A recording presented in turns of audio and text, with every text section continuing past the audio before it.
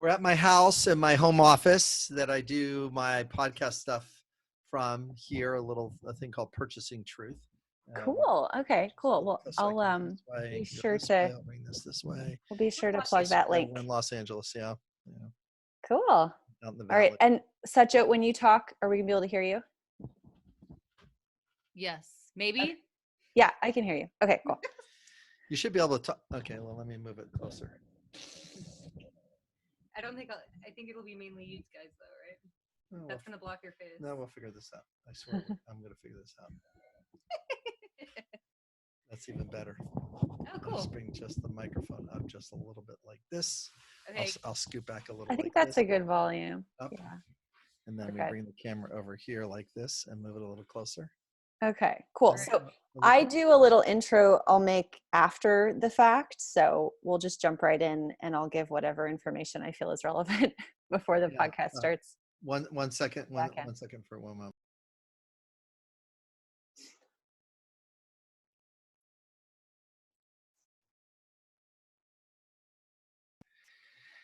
Okay, we're ready. So, All right. whatever you like to do and introduction. But what would you like to talk about today? Well, how can I make your life wonderful? Yes. So, I mean, I was interested in talking to you because Satjot had such rave reviews of working with you and how much she had learned about communication from you. Right. Yes. So, do you want to start with that? Yeah. So some communication piece, and before we get started though, if there was one thing that could make communication go better for you or for your listeners, what would be that thing that would make that you would like to know how to get things to go better in communication? Anything from misunderstandings and or various different improvements of things. What would kind of make your life wonderful? Wow, that's a great question. The first thing that came to my mind was communication with my children. I can help with that. We can do several podcasts on the things things that kids say and what parents can say back Uh-huh. to really get a quality of communication. So if you want to stay in that space, you are more than welcome to. Okay. And you can just think of all the different sentences or circumstances they present to you, and then just ask me, and I'll talk about how to communicate better with them. All right. Well, so this morning my 4-year-old didn't want to brush his teeth, and we went through some drama over that. Right. Eventually, he just did it himself, but it was, Right. yeah. So there was a struggle around that, and you would have liked that to go better, correct? Yeah. It's interesting to me how something, I guess from my perspective, because I'm an adult and I've been brushing my teeth for quite some years, Right. how something so obviously daily and routine is going to become something that we're having to talk about all the time. For my 7-year-old, it isn't anymore, but for my 4-year-old. Correct. Yeah. Correct. And that's the thing, is that how do you get that person connected to self-care, and rather than that they're losing choice, because that's in their mind, that's the problem, is that they're trying to meet their need for choice in a way that's not the most life-serving way to try to get self-care to take place.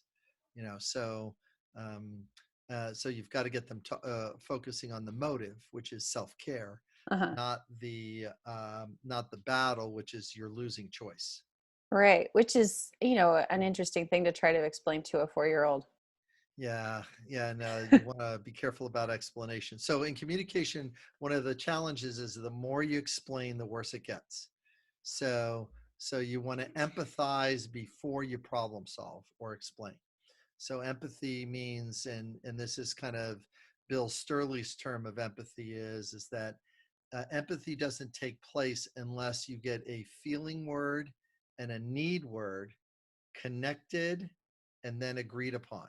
You got to get those two things. So a simple line of empathy might be when you're putting your kid to bed. How old is your child? I have a 4-year-old and a 7-year-old. Great. All right. So either one of these is A simple empathy as they're going to bed is, could you be feeling tired? Tired is the feeling word, because your body is needing some rest right now. Their body will, their language then will become congruent, and they will say yes, or they will say, no, I am not tired. I really want to connect with my friend. Uh-huh. So you feel excited about connecting with your friend, and you're not experiencing being tired and your body needing rest, at which time they say, yes. And then they do, watch what happens. Oh, then they'll yawn, because really their body does need rest, but their mind is trying to meet this other need called connection with a friend. Uh-huh. And their mind is overriding their body. They don't know that. Mm-hmm. Reason why they don't know that is the same reason that we don't know about things. We don't know about things because we're not fully connected to what the need is that we're trying to advocate for. And that's the main things, right? With your kids, the same things, right? You're trying to get them to rest, and they're not interested in resting. They're interested in Getting dressed. getting dressed. How do you do self-care? How do Uh-huh. they meet their need for choice? They're looking for a little bit of certainty around that choice and things like that. And so that's the main thing too, is to get the congruency to take place inside them. And that's called empathy before problem solving. So I noticed that you stated it in the form of a question.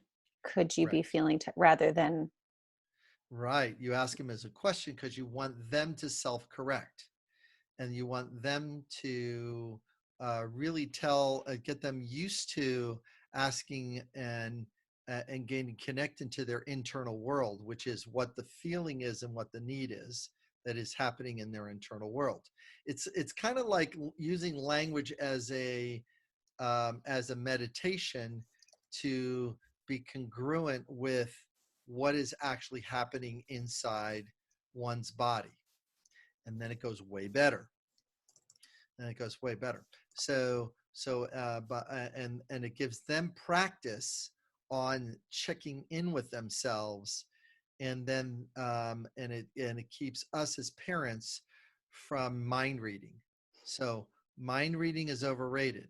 So Mm-hmm. we want to not do mind reading, use empathy, and as a curious exploration of what's going on inside the other person, and then it goes better. I was really intrigued when you said the thing about, the more explaining you do, the worse it gets. Yeah. Mhm. Yeah. Yeah. So my 7-year-old has this thing of he wants more and more information, but I want to do, but what about this? Because basically to manipulate in order to get, the thing that he wants. And then Yeah, they don't do manipulation. They're exploring choice. They're not manipulating anything. Okay. They're learning how to figure out the relationship between choices they would like to make, and articulating those choices and the choices you would like for them. And they know that the need for connection is mostly stable between us and them. So what happens is they're really going to push on choice because they know they're not going to lose connection. And it looks like it's manipulation, but really it's, I am stable with my connection with you, and I'm trying to get something, and I don't know how to language that in a way that's going to work. And I think that you're going to keep me from that. So they keep using different words and phrases and strategies that regrettably we've taught them or modeled for them, which is a whole nother problem, Right. or our teachers have modeled for them, which is a whole nother problem, or ones that they watch on TV, which is again a third problem. It's that they're picking up and downloading language in real time. So they're putting language together like puzzle pieces, and it looks like manipulation, but no, I'm trying this puzzle piece. I'm seeing if this fits. I'm seeing if this fits to see if I can get the objective that I'm looking for. Mm-hmm.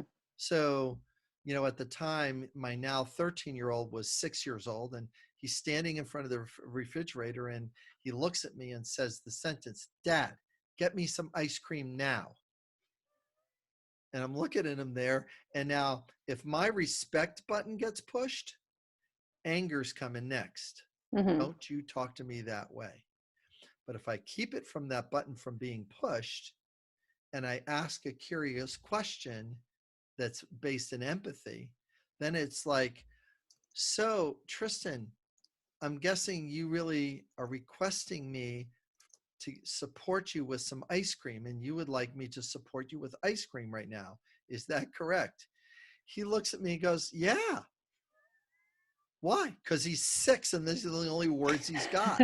Right. Because that's all he's got. And I'm using empathy about support rather than letting my respect button get pushed, and then trying to instruct with him, hey, out in the real world, when you're 15-year-old, you can't talk like this.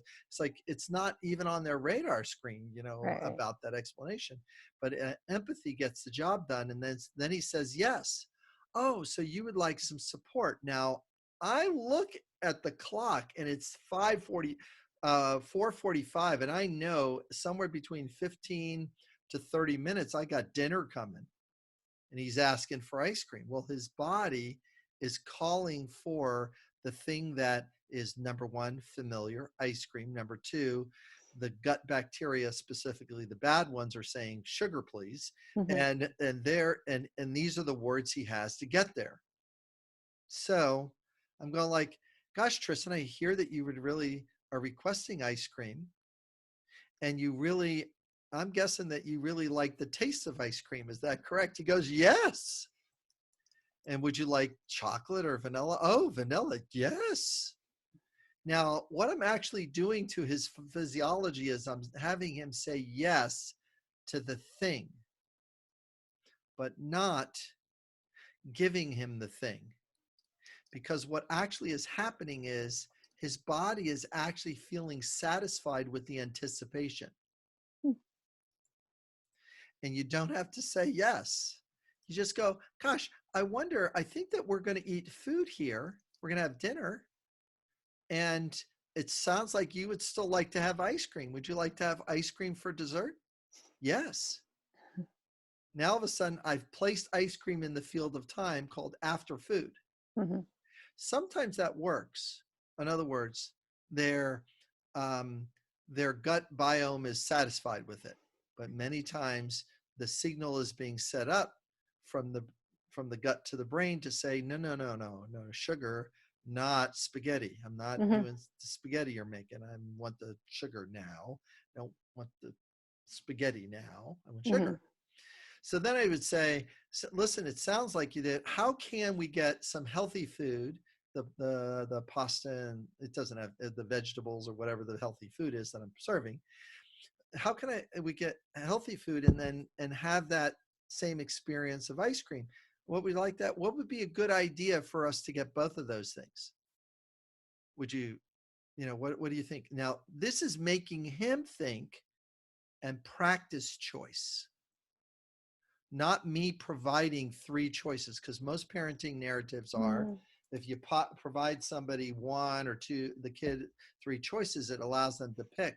But that they'll get pissed if you do it that way, because you rob them of the opportunity of thinking it through. Wow. Now, I do that all the time. and they Yeah. get mad. They go like, no, I don't want any of those choices. And they've just rejected one of the choices that they would have picked. Right. And you're going like, but those are the only 3 choices you can have. Because we're sitting with a logical mind that has greater mastery of language and from a rational place, and they just aren't there. They just don't have the bandwidth. The neural connections aren't there. The vocabulary most certainly is not there. So then all of a sudden it's like, well, I don't know. What's your best thought? Well, can I have a little bit now? Oh, so what would that look like? Now, I know what a little bit looks like in my mind, but I want to make sure I know what it is in their mind. Again, back to mind reading is overrated. I want to know what it is, what they're thinking. Well, can I have a spoonful? I go, you know what? That sounds like a good solution, is having a little taste or a spoonful now. and then we'll have our dinner, and then you can have some more after. Would that work for you? Oh, yes. Now, I could have processed that and gave them all the options and hit all the answers and did all the things.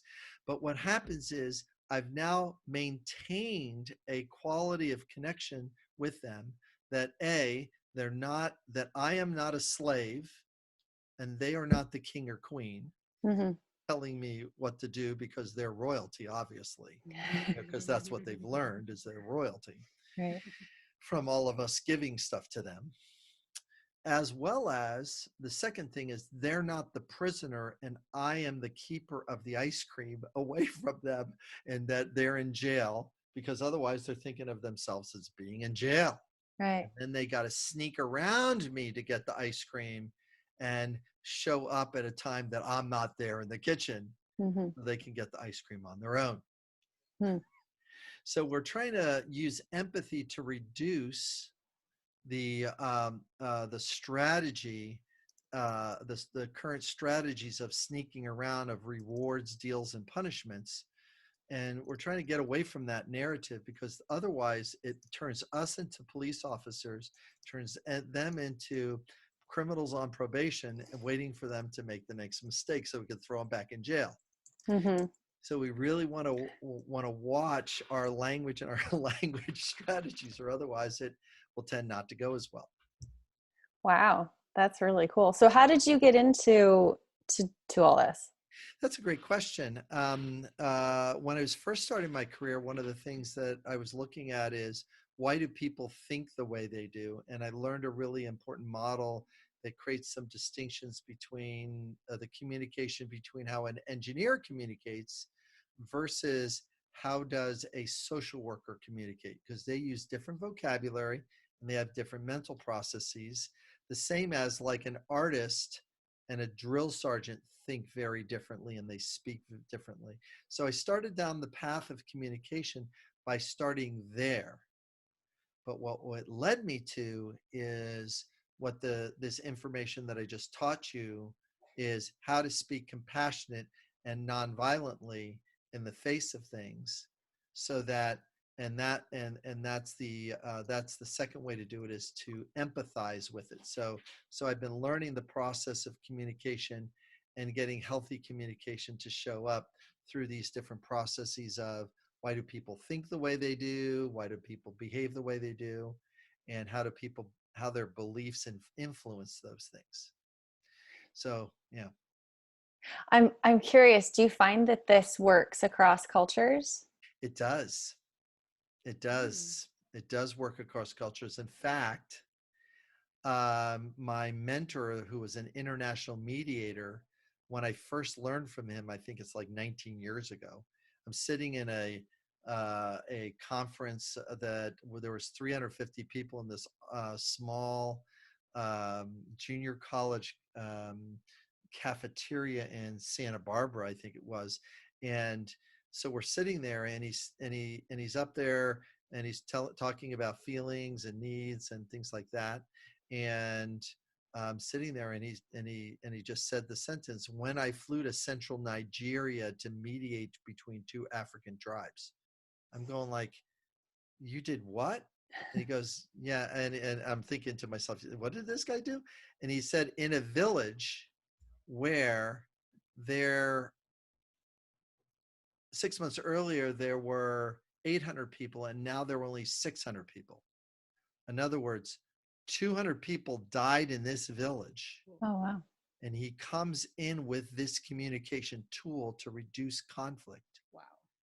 Teaches them and starts the teaching to them about how to reduce conflict between these two tribes. And he told the story about coming in there's two chiefs and there's 5 village elders, and they start yelling at each other, and he's got to like listen and use empathy as the tool to get them to see each other as human beings rather than enemy images, because they've been just killing each other over the last 6 months. Wow.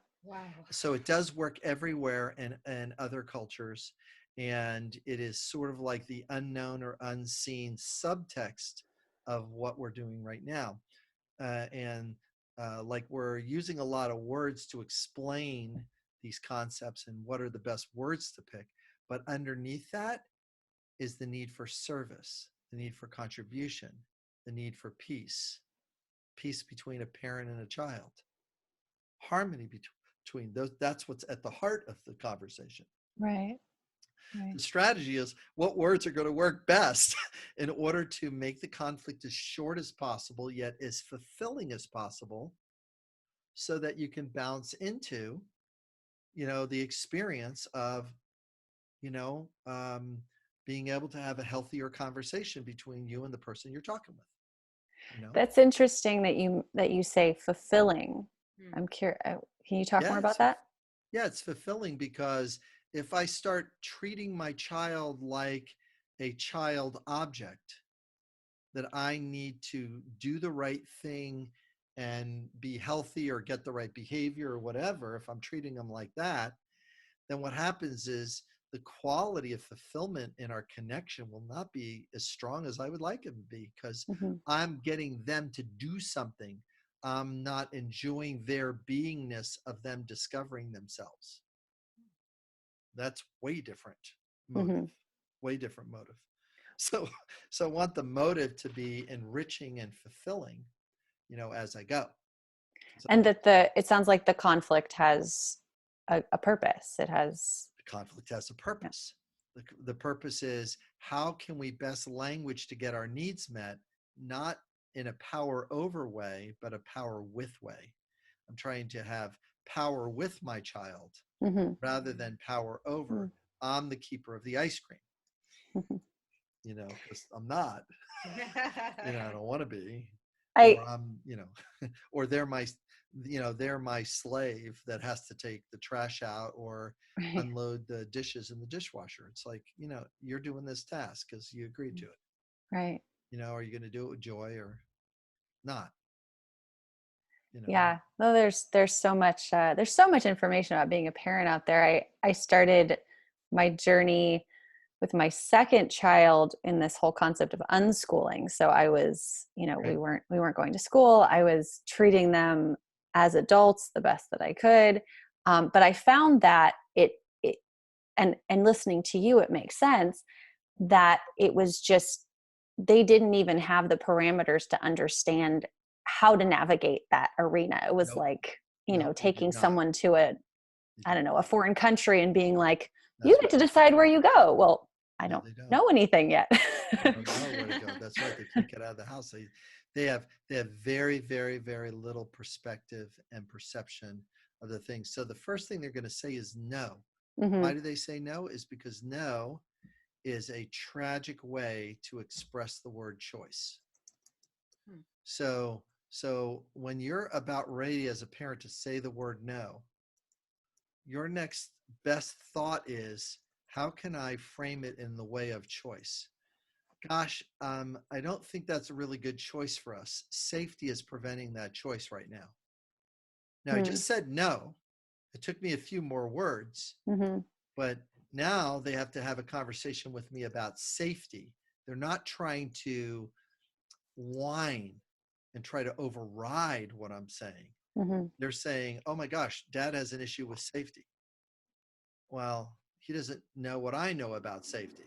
Well, of course I don't know what he knows about safety, because I don't know the environment of what he just asked me for. What is his friend's house safe? I don't Mm-hmm. know about that. Mm-hmm. And it took me a few questions to find out is safe. And then the no turned into a yes.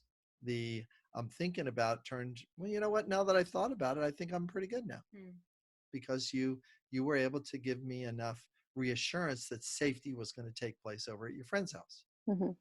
I have clarity about how, his parents are going to be there in the house. I have clarity about, other friends that are going to come over that do meet the need for kindness or respect or whatever.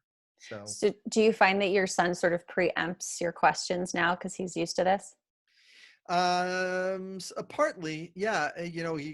Partly because now all of a sudden he's focused on his motive rather than trying to convince me. He's looking to connect with the good reason why I might say no or yes. Mm-hmm. So now it's like, hey, Dad, I want to go buy something at, at Best Buy, a piece for my computer. Is that something that you're willing to consider? In other words, do you have enough money to give it to me? I go like, listen, Aiden, this is my 18-year-old now. Listen, Aiden, it's not something I can do this week, but I think I can do it next week. Mm-hmm. He goes, oh, okay. Instead of give it to me now, you never give me what I want. Right. It's like none of that's there. It's Right. like they've got to be in alignment and be in consideration about what's happening with the parent. And it takes them a little while. They don't come out considering us. They don't come out, and are born considering us. That's not what happens when they come out clearly. If they talked like an adult talked when they were a child, then it might sound like this as this 6-month-old is crying in a crib. They're crying in a crib. And if they had the languaging skills of adult, they would pop their head out and stand at the crib and say the following sentence. They'd say, you ungrateful parent, what's wrong with you for not being able to feed me? It's 3 a.m. and I'm hungry. Why are you sleeping and not feeding me now? Because they would be dead. It's like, who wants to feed a person that talked to a person like that? But that's that's the way adults talk to each other. It's like, why are you so ungrateful? And why are you not helping me to do the things I want to do? What's wrong with you? It's like, who wants to give to that? Mm-hmm. And that's regrettably the language we've been taught to speak and think. Right. Is judgmental, criticism, labels, diagnoses, rules, duties, obligations, all that violent language. It's all violent. It's very violent because it doesn't create what might be happening inside the other person, or the good reason why they say no. If they say no, the first good reason is choice. The second good reason is connection, and the third good reason is, that they want some progress, with the things that they would like, So does that make some sense? Yeah, absolutely. My 4-year-old has entered the building. We're wonderful. we're can I say school hello? free, and yes, here. Hi, what's your name? Headphones out. Go ahead. Hi, what's your name? Can you hear him from beyond? Can you hear me? Hi. Your name is. Hi, I'm Bill. Very nice to meet you. Do you have a request of your mom, or you just want to come and connect? Do you want to connect with her? You want to visit? You wanted to come and connect with your mom and visit, and that's why you're on the line with us, or you just want to see what we're up to? He says he wants to come with me. Oh, you want to come and hang out with your mom? Okay. You just want to be around and connect with mom. Okay. You want to sit here and listen? Or if you want to, okay, you can talk. If you'd like to say some things, you can do that too. Okay. Yeah. So we're talking about how parents can communicate better with their kids, and so they can have the choices they would like. Do you like it when your parents give you choices? You get to say yes to things? I think he didn't realize you were talking to him. Oh yeah. Do you like having choices? Do you like it when I give you choices? Do you know what that means? I know. I don't think he knows what that means. Oh, you get to pick the things that you would like to do. You like it when you you get to play the way you would like to play. I'm going to play outside. I'm going to play here in the Henderson outside. Oh, okay. So you'd like to play outside and you like to play inside too. Is that right? Yeah. Okay. So it's finding out what's inside their noggin and then repeating it back. One of the biggest communication tools I can give to parents is whatever is coming out of your kid's mouth, the first step is to repeat it back exactly, even if it's not true, even if it's not correct, even if it's not something you wanted them to do. To say things back to them makes a big difference. Okay, he says he has to tell you something. You can go. I'm ready to listen. I have a brother named Hunter. Yes. You have a brother, Yeah, and his name is Umrit Unter. Amrit Unter. Okay. He wants to know if he can show you his brother. Yes, you can show me your brother if you'd like. Would you like to show me your brother? No. Not at, I not like at this moment. Okay. But you wanted me to know his name, correct? You wanted me to know that you had a brother, correct? Yes? Okay. Thank you so much Nodding for sharing that. those of you listening. Yes. So think of language and language formation as a tennis match that you're repeating, message back, message receive.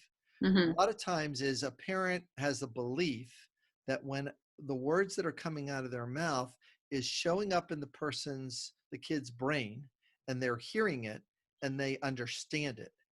That is farthest from the truth ever. What is important is they're hearing wah, wah, wah, da, da, da, wah, wah, wah, and they're just hearing whatever part that they're hearing. So the next recommendation, besides just having parents repeat things back, the next recommendation is to check in for listening. And that sentence sounds like this: would you be willing to tell me what you have heard me say? Mm, Okay. I like that. And so what did he what did you just say? I'm not sure. Prambam, he keeps whispering. He's trying to, What did he's trying, go ahead, feel he's free to trying to speak voice. up. You can say whatever you like to You for can us. talk in your your Regular voice. um,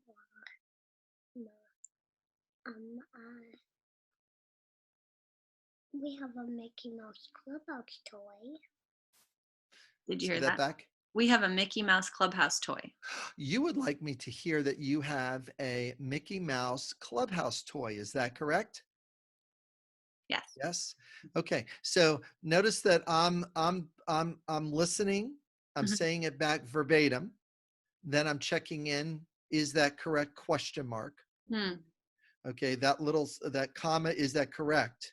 You want to make sure message sent, message see, because when they go to school and or interact with their friends or interact with the teachers, this level of check-in slides them learning wise way up there, because they're learning how to check in rather than assume or or withdraw from a conversation because they didn't hear things correctly. They have courage to step in because you're demonstrating the courage to step in to clarify. Hmm. So it's the courage to clarify makes a huge difference. So then when they don't understand something, they are able to say, teacher, did you just say blah, blah, blah, blah, blah? Is that correct? The teacher says yes. And then they give another piece of information that the teacher has neglected to said, but is in the teacher's brain. And then they get to explain further. He needs to tell you something else. I am ready to listen. I have Toy Story toys. You have a toy. He has Toy Story toys. You have Toy Story toys. I'm guessing you might have Woody and you might have Buzz Lightyear. Is that correct? Yeah, and I have Miss Bird, but Tailhead. He's dressed up as Buzz Lightyear. Whoa. You have a few of those toys, and it sounds like you feel excited to play with them. Is that correct? Yeah. Yeah. It's Yeah. enthusiastic. So yeah. So the voice, notice once we got connected to the need to share, the need for connection, familiarity. I also got other Toy Story toys. I got it for Christmas. You got it for Christmas. And notice how they're able to fill in the story, the detail. They're taking a puzzle piece of language and sticking it in. And then I repeat it back and they go, thank you for hearing that. Because have you ever noticed that kids will try to say the same thing over and over again? And you say, you think to yourself, I've heard it. That's not good enough. You've got to repeat it back and say, did I hear that correctly? And then then they'll be quiet. They'll be quiet because now they've heard it correctly. Right, right. Because now they message sent is message received. What's the next request? He What do you has say? another thing to say. Yeah, what would you like me to hear? Um. Uh. My. My. Did you forget? Do Nope, you you got it. like do which girl do you like in Onward? Which character do you like in Onward? You know, New Pixar movie. I have not seen Onward yet.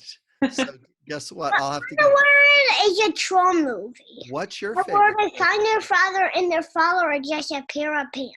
I see. What's your favorite? What's your favorite person again? Character? Their dad. Their dad. The dad. The dad is the favorite character. Okay. Yeah. All right. but Well, there's that's going to be fun. I'm looking forward to seeing that movie and seeing how the dad is your favorite character.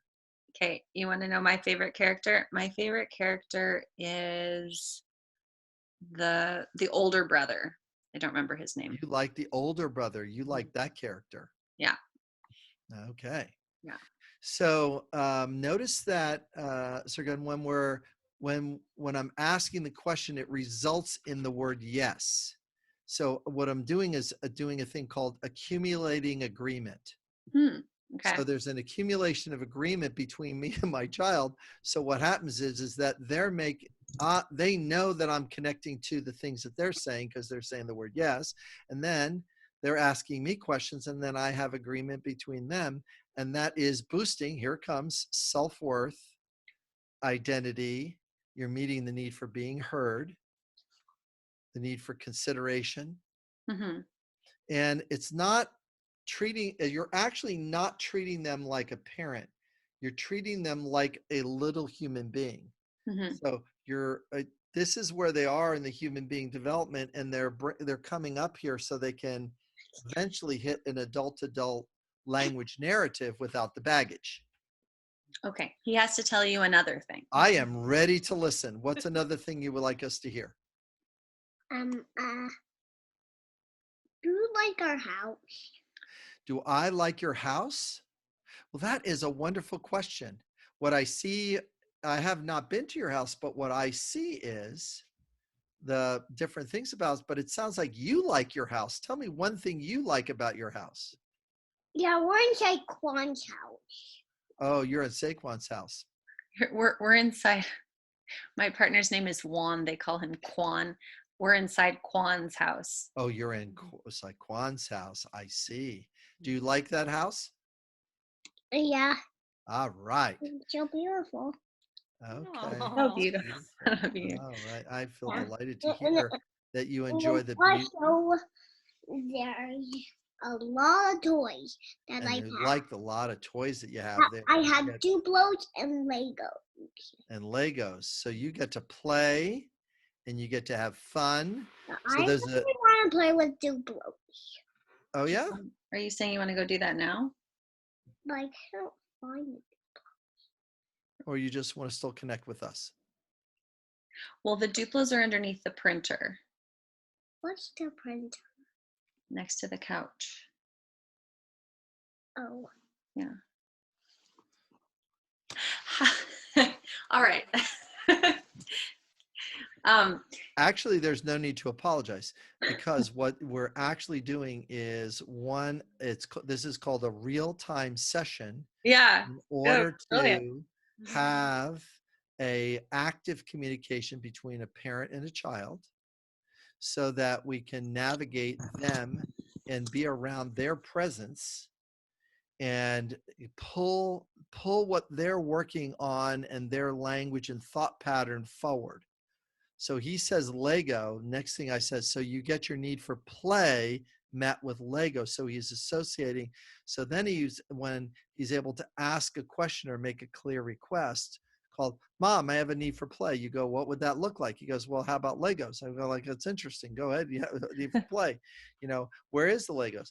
Well, they're underneath the printer. Mom, what's a printer? It's underneath the couch. And all of a sudden you're getting caught into explanation and description, but with a rapid understanding, the next thing you need to really get a hold of is, just because you say the printer doesn't mean he knows what the printer is. Right, right. And there is so many vocabulary words that we say to our kids. We think, oh my God, they surely know what a whatever is. But Mhm. meanwhile, they're going, I don't know what that is. It's in a drawer, and you use it every once in a while. What is it again? An ice cream scooper? What is it? What is that thing? He's definitely found them because I hear the dumping of the Duplo. I hear the dumping of the Nice. things. That's great. That's great. How do you fit interruption into this? How do you see that? Okay, so when you see the word interruption, what do you mean by the word interruption?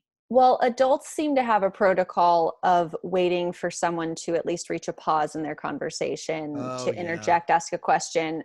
Kids Okay. don't quite have a handle on that yet. I've seen No. different ways of handling that. I'm curious how you would do that. The way I do it is I teach them a sentence. Okay. The sentence is, can I talk now? Okay. So you say, all right, say this sentence back to me. Can I talk now? Okay. Okay. And here's how I would like you to say that sentence to me. If I'm standing here and you really, and I'm speaking, then you can grab my arm and grab my hand and say, can I talk now? That teaches them the interruption, and then usually I reinforce that when they say, can I talk now?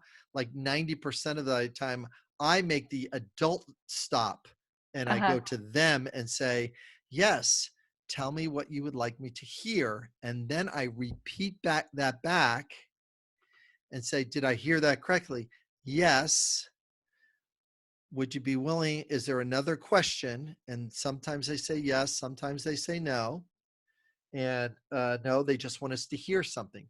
But meanwhile, what they got used to is I'm able to pivot between, not they're being suppressed while this important thing is going on. It's, you're important, say what you need to say, and then I get to say, would you be willing to wait 5 minutes for me to finish this conversation here? Now, because they don't know time, 5 minutes sounds like 6 months. So you've got to, sometimes I'll point them to a clock and say, when the big hand gets over here, or sometimes I'll say, what that sounds like is me saying 4 or 5 more sentences to complete this conversation. And they're listening to that because they don't know the word conversation. So I got to teach them what that concept is. The two of us are having a conversation. It will take me 5 minutes, or somewhere around about 5 to 10 sentences. Would you like to wait for me to finish these 5 to 10 sentences, or would you like to let me come and get you in a few minutes? Usually that's enough for them to do it. But the interruption piece is really important.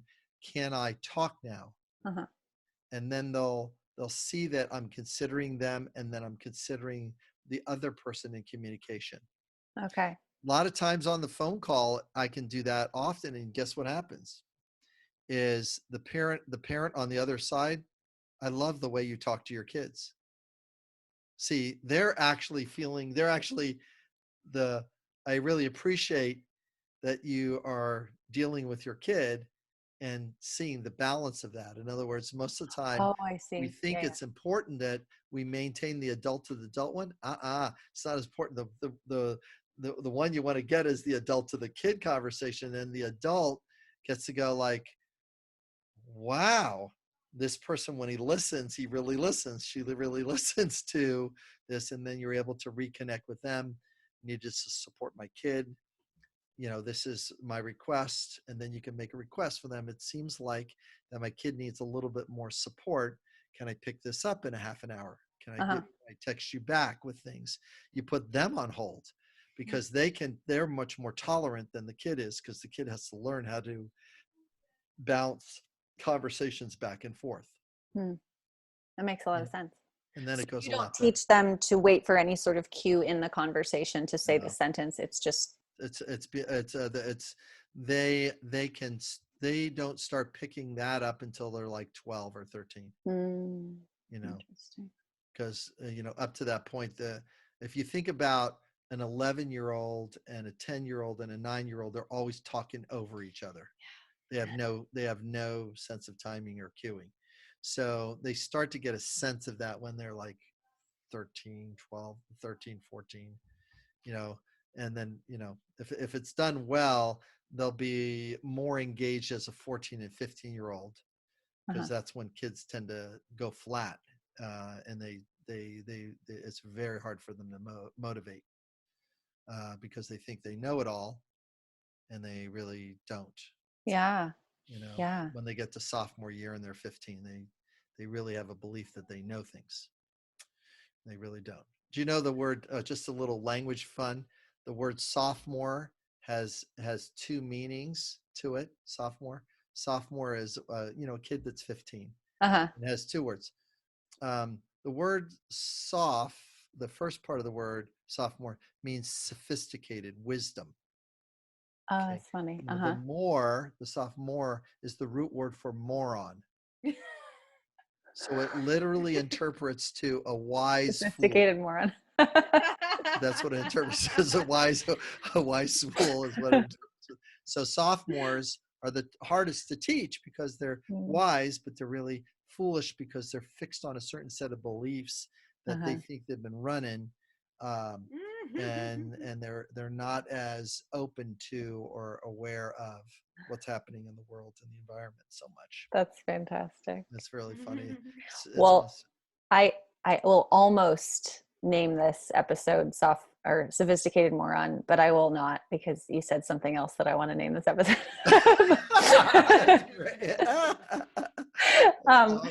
Before, because I know you have to go, before we go, can you tell people how they can learn more about this, more about what you do? Absolutely. Talk about your podcast. Well, the easiest way to do it is through my website, which is Bill Stierle, and it's spelled STIERLE.com. And my phone number is 310-433-8380. And feel free to text me for a further conversation, or read a little bit out. There's some resources on there, but if you want to get going either in coaching or to learn how to communicate more solidly, and it works with partners. It's if you're struggling with your partner in communication, if you're struggling with your boss or your coworkers in communication, your mother, your parents, in communication, there's ways to say things, to reframe it, to make communication safer, so that we don't get caught up in arguments that we've had for years and years, or set for our kids, set a pattern of communication that disconnects. Yeah. Beautiful. Wow. And I'll have all that information in the podcast description box, so you can easily click on it. Thank you so much. Thanks for setting this up, Satjot, and thank you, Bill, for sharing. And sure thing. This was fun. Thank you, Prembayant, for coming and giving us a session. Took a lot of notes. That's the best part, Yes, I did. I took many notes. Thank you. All right. You're welcome, and more to come, okay? Yeah, absolutely. Have a great day. All right. Thank you. Too. Bye.